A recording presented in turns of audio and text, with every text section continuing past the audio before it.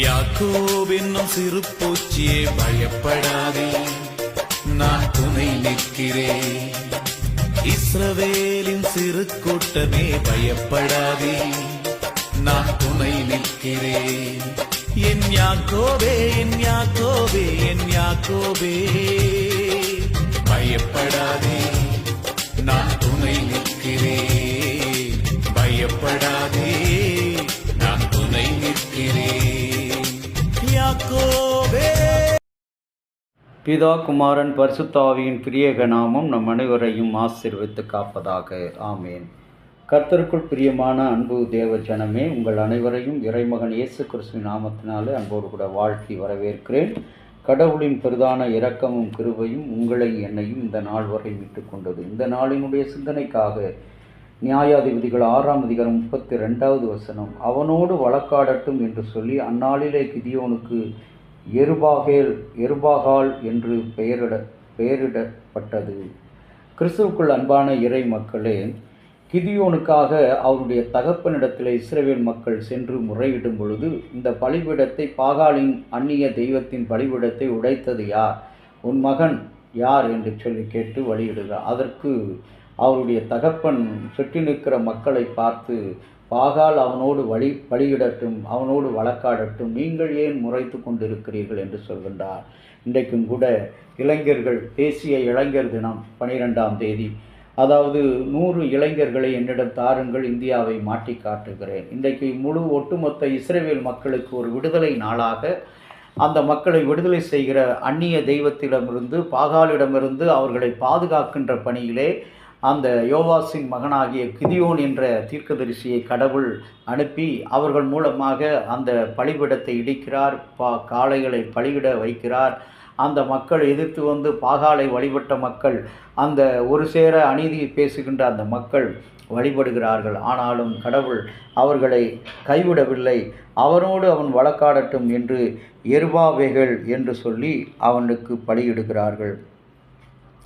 அந்த எருபாபேகள் என்று சொன்னால் அந்த பாகால் வழக்காடட்டும் என்று பொருள். அதுதான் கிதியோனுக்கு வழங்கப்பட்டது. பலசாலியான கிதியோன், திறமை மிக்க கிதியோன், பலம் மிக்க கிதியோன், ஞானம் நிறைந்த கிதியோன், கடவுளின் வார்த்தைக்கு கீழ்ப்படிந்த கிதியோன் இன்றைக்கு எருபாகேல் என்று சொல்லி பெயரிடப்படுகிறான். பாகால் அவனோடு வழக்காடட்டும், வாலிபன் தன் வழியை எதனால் சுத்தம் பண்ணுவான் என்று சொல்லி கர்த்தருடைய வசனம் சொல்கிற வண்ணமாக இந்த வாலிப வயதில் அவன் சிற்றின்பத்தில் விழுந்தாலும் எழுந்து ஆண்டவருடைய இரக்கத்தையும் அன்பையும் ஆற்றலையும் பெற்றுக்கொண்ட அந்த மனிதன் இன்றைக்கு அந்த பிசாசோடு, பாகாலாகிய அந்த அந்நிய தெய்வத்தோடு வழக்காடுகிற உரிமையை தகப்பனை கொடுக்கிறான். இன்றைக்கும் கூட உங்களுக்கும் எனக்கும் எதிராக எத்தனை பாகால்கள் நின்று கொண்டிருக்கிற, அரசியலாக, ஜாதியாக, அடிமைத்தனமாக, உயர்வாக, ஏழையாக, எளியவராக நின்று கொண்டிருக்கு. அந்த அத்துணை காரியங்களையும் கர்த்தருடைய நாமத்தினாலே இன்றைக்கு உங்களை முறியடிக்க கடவுள் பலப்படுத்துகிறார். நாம் ஆயத்தமாக இருக்கிறோமா?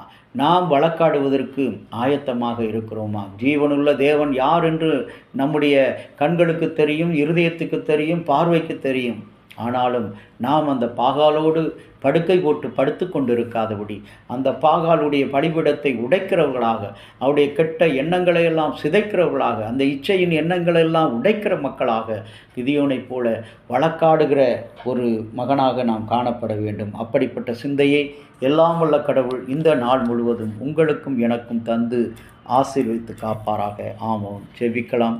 அன்புள்ள பரலோக பிதாவே, கிதியோனைப் போல நாங்கள் பாகாலோடு, பிசாசுகளோடு போரிட்டு எங்களுடைய பரிசுத்த வாழ்வை, ஜெயங்கொள்ளுகிற வாழ்க்கை நாங்கள் வெற்றி காண நீர் எங்களுக்கு அனுக்கிரகம் தாரும். இந்த நாளில் கூட விசேஷமாக அன்பின் தகப்பனை, உங்களுடைய நாமத்தினாலே இந்த இளைஞர்கள் தினம் கொண்டாடப்படுகிற இந்த நாள், ஆண்டவரே, இந்த இளைஞனை கொண்டு இஸ்ரவேலுக்கு மீட்பு உண்டாக செய்தீர்.